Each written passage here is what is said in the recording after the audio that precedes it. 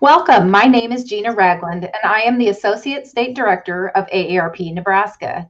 AARP is a nonprofit, nonpartisan member organization that has been working to promote the health and well-being of older Americans for more than 60 years. In the face of the COVID-19 pandemic, AARP is providing information and resources to help older adults and those caring for them protect themselves from the virus and prevent its spread to others while taking care of ourselves and themselves. We're also providing trusted information about the vaccine. Today, I'm fortunate to be joined by Dr. Jasmine Marcelin from the University of Nebraska Medical Center. Dr. Marcelin is going to help us learn a little bit more about the vaccines and help us separate some vaccine myths from the vaccine realities. Welcome, Dr. Marcelin. Thanks for having me. It's a pleasure to have you with us today. I know you're busy, so thank you for taking the time out of your day. As we jump into this, I thought first maybe we could have you walk us through each of the three vaccines that have been approved for use and let us know how they are similar and how they are different. Okay, so right now, currently we have the Johnson & Johnson vaccine, which is a adenovirus vector vaccine. I'll come back to that in a moment. And then we have the Pfizer and Moderna vaccines, which are mRNA or messenger RNA vaccines.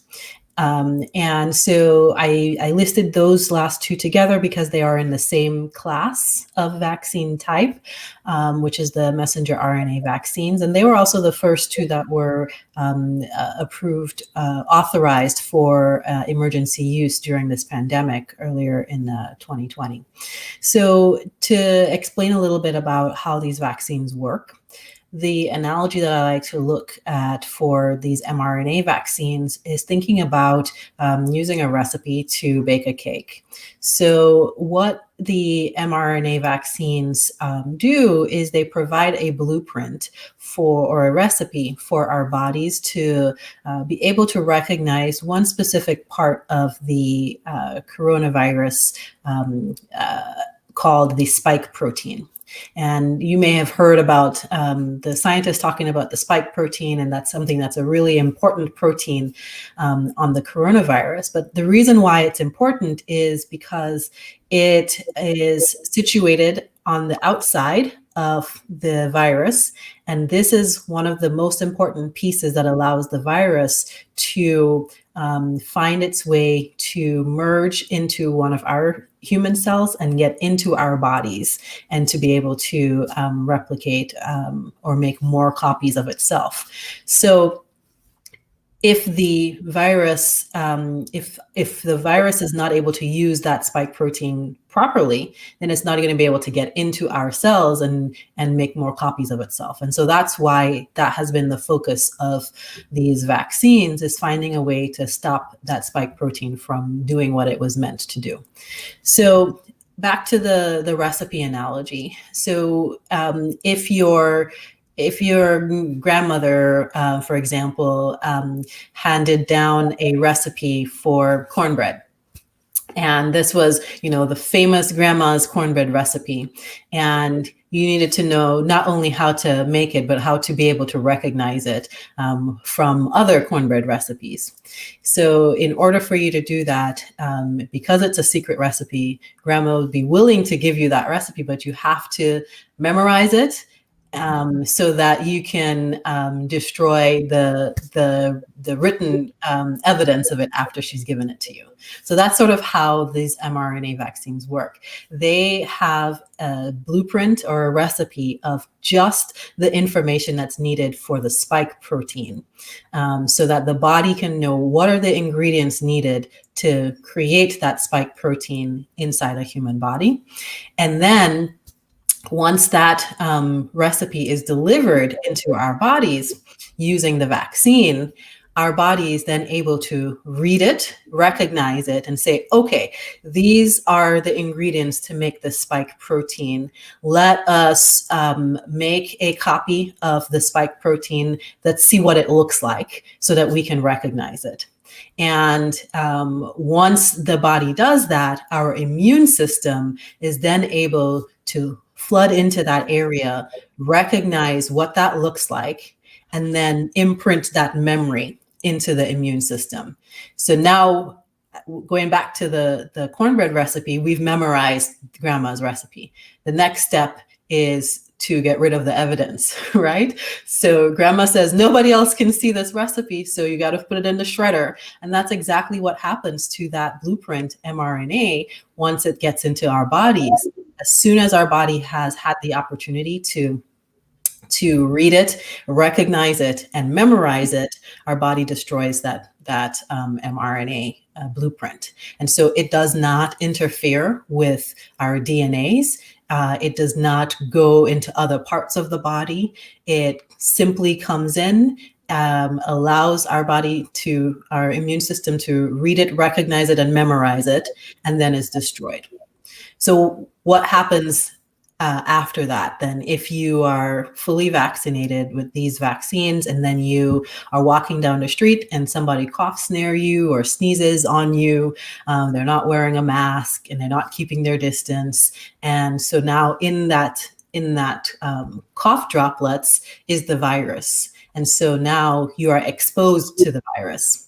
But what happens is your immune system remembers that recipe that it had read when you got the vaccine and now kicks into gear. So it begins to attack the virus and prevents it from finding its way into our bodies and causing problems. So that's generally speaking how the mRNA vaccines, the Pfizer and the Moderna vaccines work. Now, the Johnson & Johnson vaccine is kind of like a cousin to the mRNA vaccines. It is an adenovirus vector. There is a lot of similarities in the way that it works. And keeping with the, I'm going to keep with the cornbread recipe analogy here, okay? So the adenovirus vector means that the virus, the vaccine is going to be sending into the body that same recipe, but it needs a different vehicle to be able to do that. So with the mRNA vaccines, they were able to have just the mRNA part in the vaccine, and a little bit of water, some sugars, a little bit of protein. Really not much else is in that vaccine.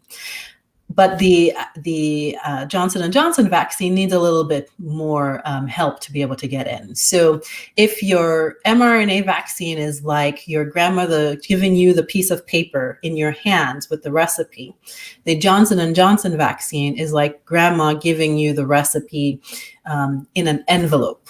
And you have to open the envelope in order to be able to read it and recognize it and memorize it. And that's really the only extra step that's happening here with Johnson & Johnson.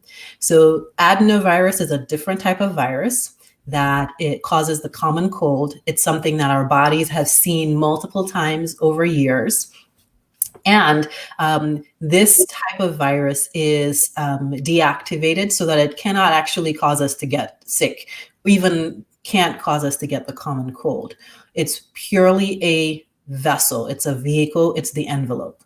And the blueprint is housed within the adenovirus vector. And within that vaccine, once the adenovirus vector gets into the body opens up the envelope, removes the blueprint, then it reads it, then it recognizes it, then it memorizes it, then it destroys it. So same ways of moving forward, just like the mRNA vaccine. We just needed an envelope to put that recipe in. I hope I explained that pretty well, but I think that analogy is pretty neat between the two types of vaccines. Thank you, Dr. Marcelin. That's actually an amazing analogy and makes so much sense. And the simplicity of it, while it's simple, it is a very complex issue, but that's a great analogy. So thank you for breaking that down. Sure. In follow-up, you mentioned, we've talked a little bit about the Johnson & Johnson. For a brief time, we know federal officials have suspended the use of the Johnson & Johnson vaccine due to concerns about blood clots. I'm just curious if you can give a perspective. Is this vaccine safe? And if I plan to get that particular vaccine, should I take any special precautions? Great question. So the vaccine is safe. As with any new treatments, medications, vaccines, what happens in development is that we have clinical trials where we test the product, in this case, the vaccine, on tens of thousands of people, right? And so when this Johnson & Johnson vaccine went through the testing, even though there were 40,000 people that were in the clinical trials, there was not really a signal for very severe or rare side effects that were happening. What they were seeing were more common side effects, like pain at the injection site, redness, fatigue, and we'll talk a little bit more about general side effects that people can expect from vaccines, from COVID vaccines. And so they saw these things, and the vaccine was safe. And then what happened was, once we had started to give it to millions of people, more very rare side effects were occurring. And so we saw 6 to 8 people that had evidence of blood clots that occurred after receiving the Johnson & Johnson vaccine. And these were 6 to 8 people out of almost 7 million individuals who had received vaccines. So we're looking at something that is a 1 in a million type of event. I'm not saying that to discount the severity of these blood clots. They were very severe, devastating, in some cases life-threatening, right? And so definitely something that we need to take seriously. But also it's equally important to emphasize that these are very, very rare events. What are the important things that you need to know about regarding the Johnson & Johnson vaccine? It seems like the individuals who were developing blood clots tended to be on the younger side, tended to be women. And they are still, doing investigations about, are there other things that would have made an individual more likely to develop these blood clots? For example, taking certain types of medications at the same time, or having other types of medical conditions. I think we'll still be learning more information as time goes on, as we learn more from these cases. But the reason why the federal officials have resumed the use of Johnson & Johnson vaccine is because with what they did was a risk versus benefit analysis. And so the risk of dying from COVID-19, or even the risk of developing a blood clot and having a serious blood clot event from COVID-19 itself, the virus and the infection, those risks are much, much higher than the risk of developing a blood clot from the Johnson & Johnson vaccine. Additionally, the benefit of being vaccinated far outweighs the risk of this, of the 1 in a million blood clot risk. And so here's what I would tell folks. The vaccine is safe. It is still available as an option, and for a lot of people, it's a really enticing option because it's just 1 dose and you're done. 2 weeks after that 1 dose, you're fully vaccinated, and it's highly effective.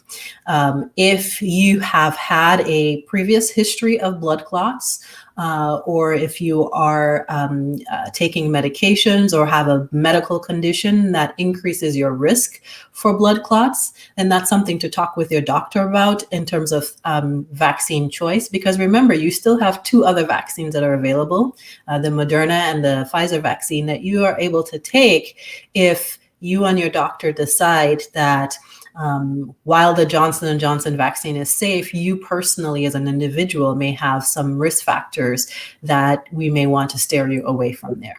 And so that becomes an individualized risk-benefit discussion with your doctor. Great. Thank you, Dr. Marcelin. So another question, you've kind of already alluded and talked about this, but as far as side effects, what are the common side effects, and probably I would say the normal side effects that people regardless of which vaccine maybe that you're taking, that people will exhibit, versus maybe what are some areas of concern where you should probably seek additional help from medical personnel?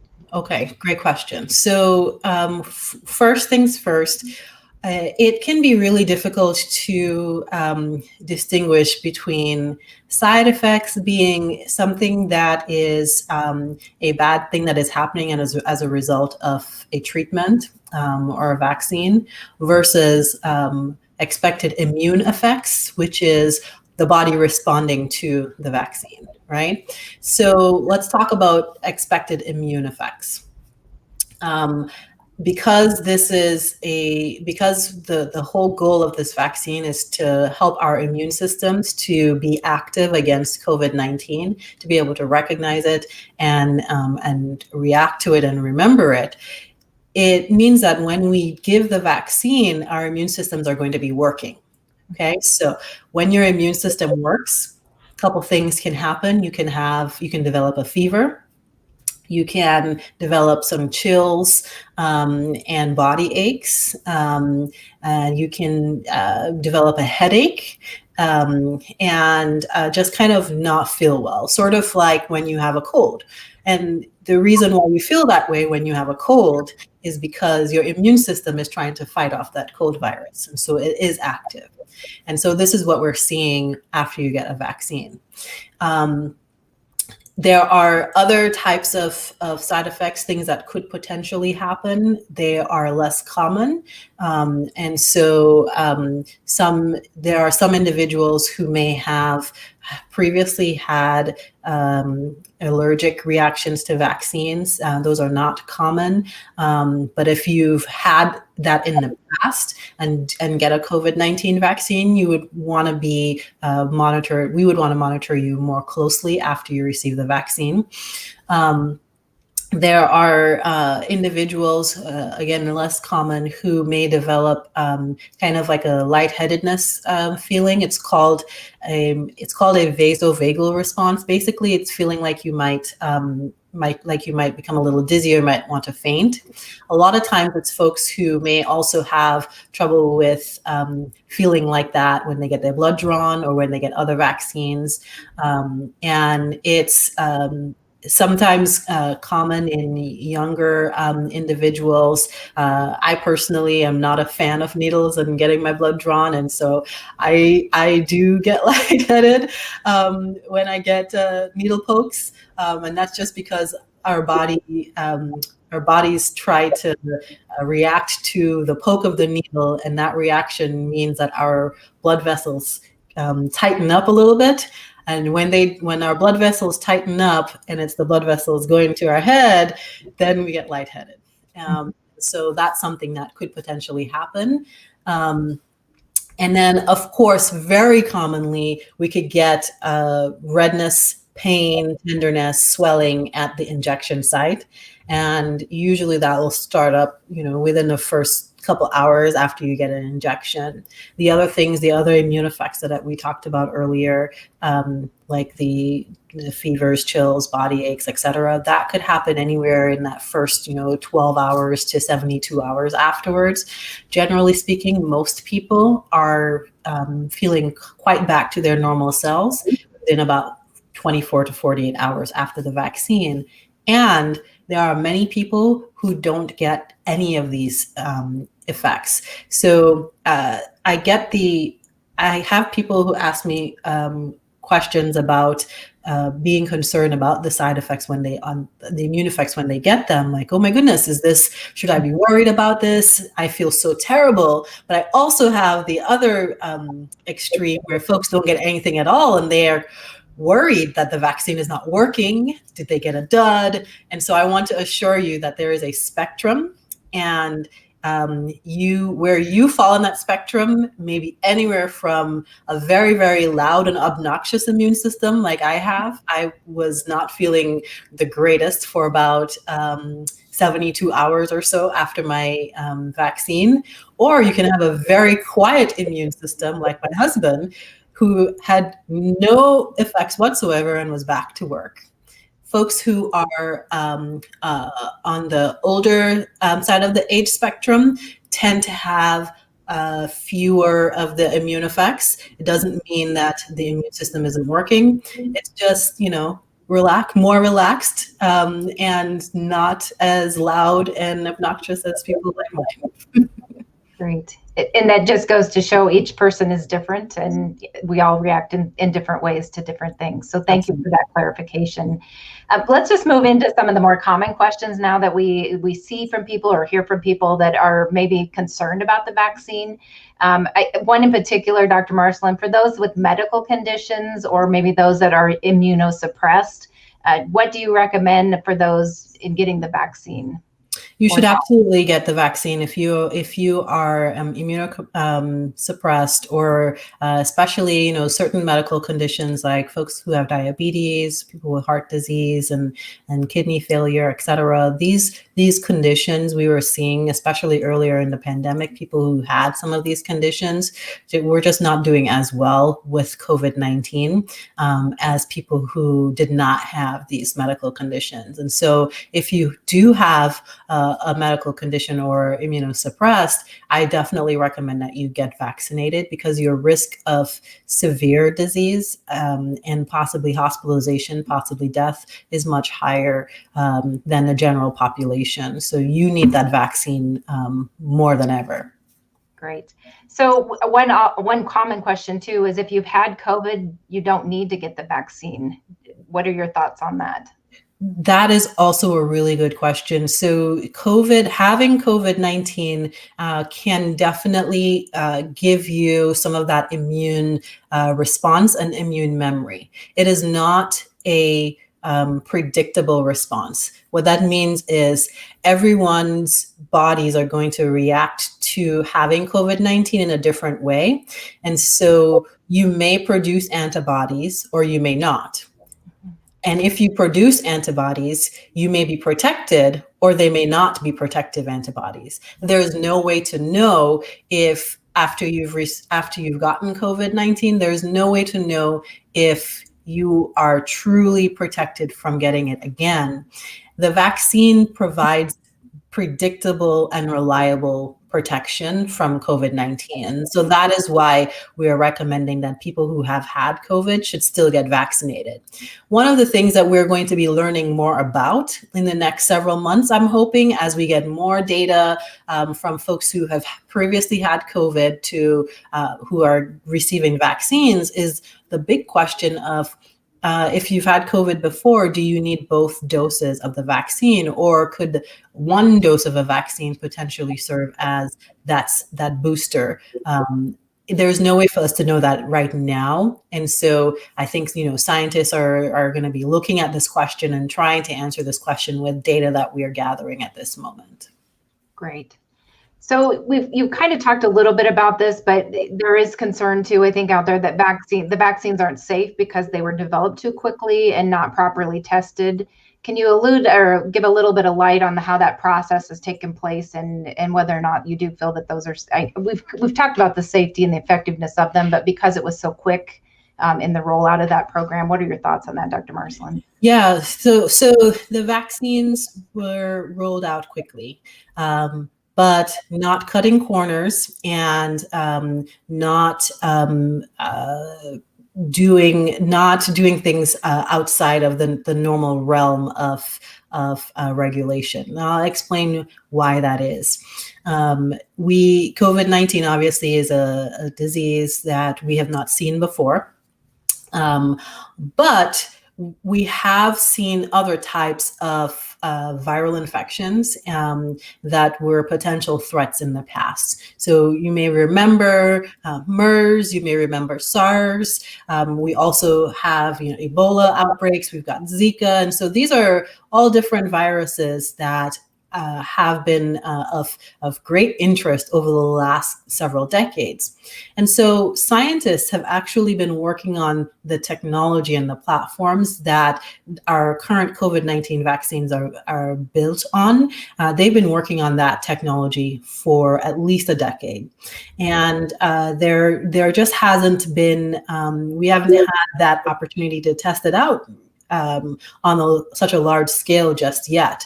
And so this was a huge opportunity to be able to put this technology to use. But the other thing that made it possible for this to happen so quickly was the huge amount of resources, financial as well as personnel and intellectual resources that went into this from across the globe.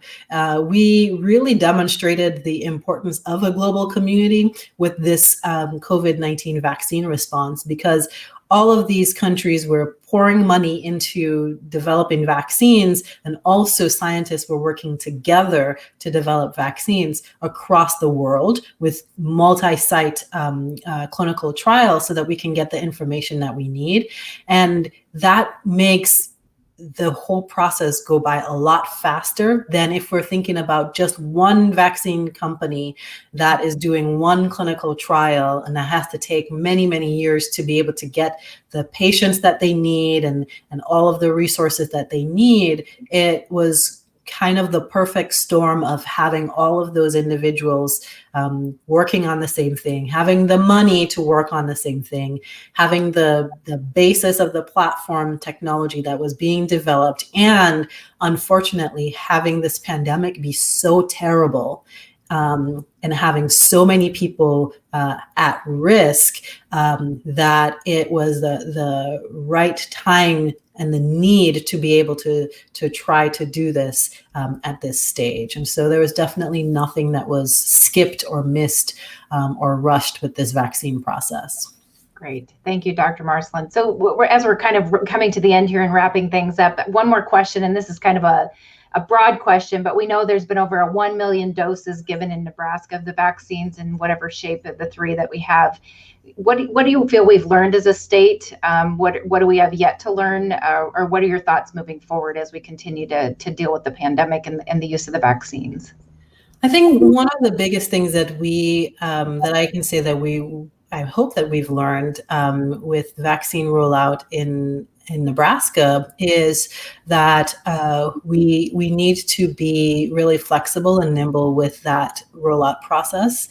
In the beginning, we had a lot of mass vaccination sites that were open, and these were really well received by the individuals who were front of the line, can't wait to get vaccinated.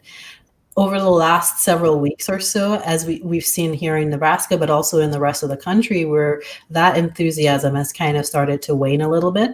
And it becomes important now for us to be able to pivot away from mass vaccination sites where people have appointments to walk-in appointments, and also to smaller sites that are in more strategic locations, pop-up clinics, mobile clinics, bringing vaccines to nursing homes and assisted livings and other types of communal living locations, so that people can get vaccines. And then the other thing I think that has been really important that we always have to think about is just the disproportionate impact that we've seen on with COVID-19 on people from Black and Brown communities, where they have had infections as well as hospitalizations and deaths that are much, much higher than their share of the population. And what we're also seeing is vaccination rates in those communities are lower than their share of the population. And what really needs to happen is that the way that we distribute vaccines has to come from a place of equity, and we have to be able to have forums like this where we can answer questions in a very transparent and non-imposing way, so people can understand what the vaccine means and help to make themselves make some good decisions about vaccines, and not scapegoat vaccine hesitancy as being, the reason why there are discrepancies, because I don't believe that is the main reason why we're seeing these disproportionate rates of vaccination in our Black and Brown communities. Wonderful. Thank you so much, Dr. Marcelin. We are now coming to the end of our time. And again, I want to extend our greatest gratification and thank you for speaking with us today, Dr. Marcelin, and joining us and for the insight that you provided. We want to remind everyone that everyone in Nebraska now 12 and older is now eligible to receive the vaccine, and those doses are available. You can go and sign up at the state of Nebraska's registration website at vaccinate.ne.gov. And in addition, you can also contact your local health department to find vaccine clinics in your area. With that, again, a special thank you to Dr. Marcelin for joining us today. Thank you so much. Thanks for having me. I appreciate it. Thank you.